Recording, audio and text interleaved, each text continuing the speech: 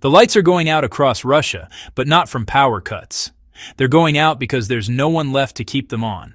While Putin declares victory after victory from his bunker, the reality on Russian streets tells a completely different story. Empty shelves, abandoned factories, ghost towns where bustling cities once stood. This isn't the collapse you see coming from enemy missiles. This is the collapse you see coming from within, when a nation cannibalizes itself to feed an endless war machine. Today we reveal how Russia's supply chain nightmare is creating the largest humanitarian crisis in modern Russian history. Millions are facing starvation not because of sanctions, but because Putin's own decisions have severed the arteries that keep his country alive. Welcome back to Mr. Warlog, where we expose the cracks in the armor. What I'm about to show you isn't speculation. It's happening right now, documented by Russian sources themselves. The supply chain collapse that began as a whisper in remote villages has become a roar in major cities. From Vladivostok to St. Petersburg, the infrastructure that Russians depend on for survival is disintegrating. And the most shocking part? Putin knew this would happen. Let's start with the numbers that Russian state media doesn't want you to see. According to internal logistics reports leaked by Medusa, Russia's civilian supply network has lost 37% of its capacity since the war began. That's not a gradual decline. That's a free fall.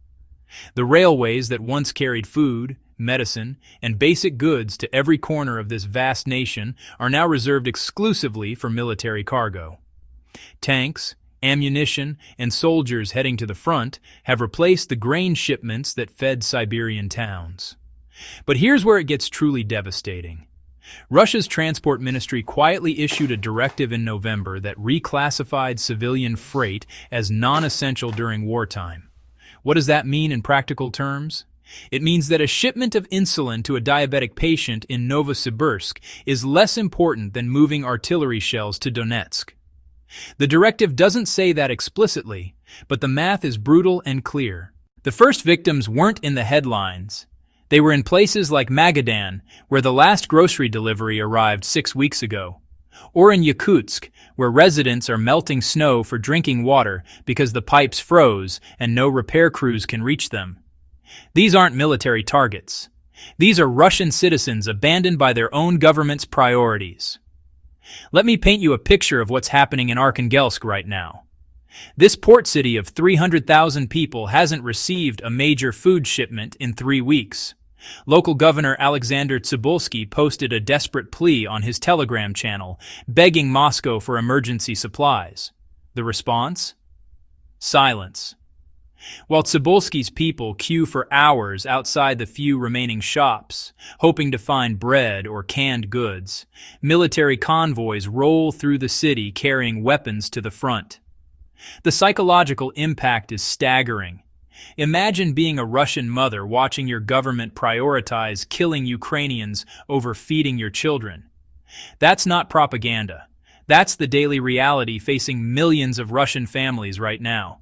They see the contradiction between the victory speeches on television and the empty shelves in their neighborhoods.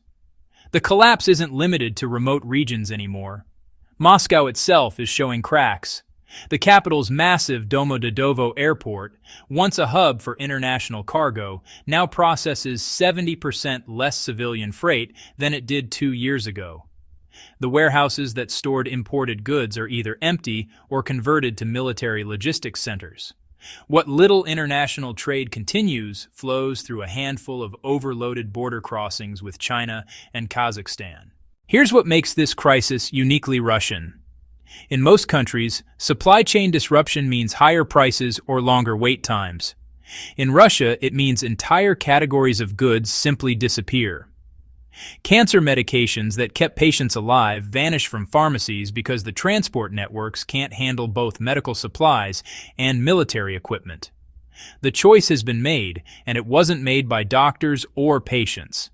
The human cost is becoming impossible to hide.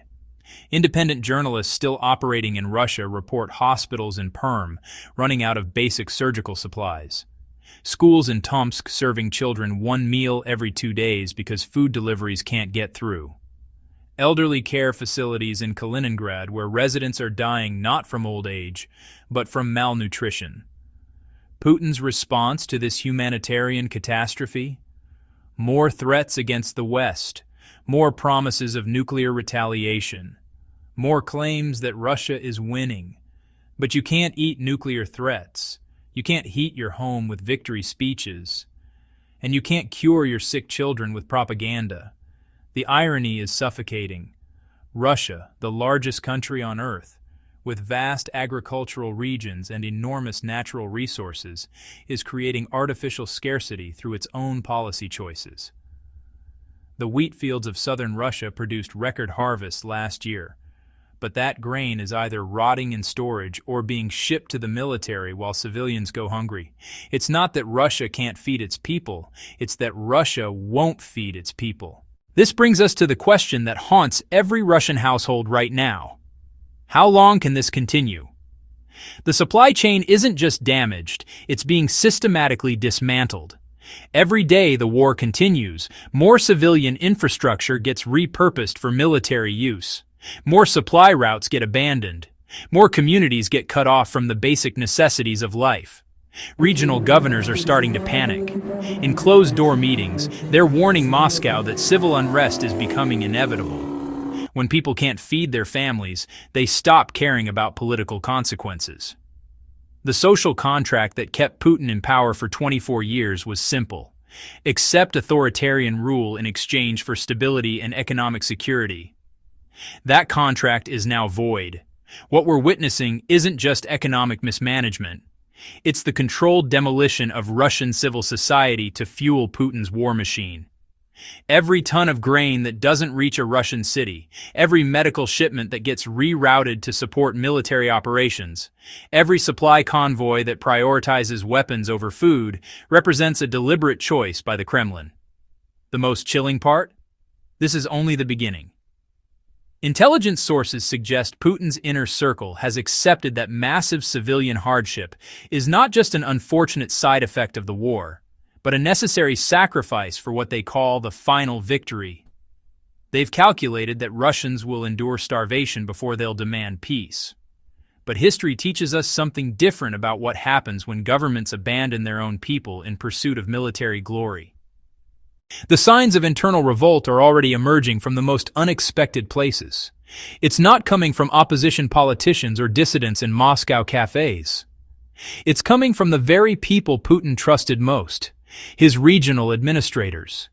These are the men who built their careers on loyalty to the Kremlin, who enforced every decree without question for decades. Now they're sending coded messages of desperation disguised as routine administrative reports. Take the situation in Omsk. Governor Alexander Burkov recently published what appeared to be a standard economic update on his official website. But read between the lines and you'll find something extraordinary.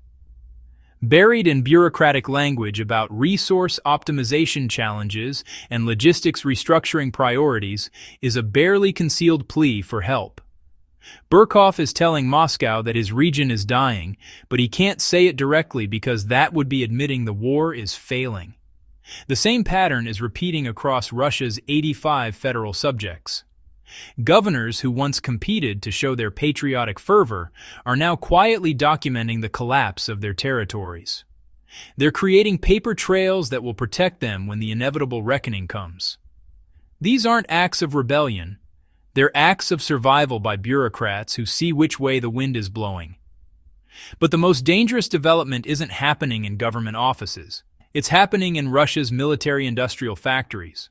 Workers at the Uralvagonzavod tank factory in Nizhny Tagil haven't received their full wages in 6 weeks. The management claims it's a temporary cash flow issue, but workers know better.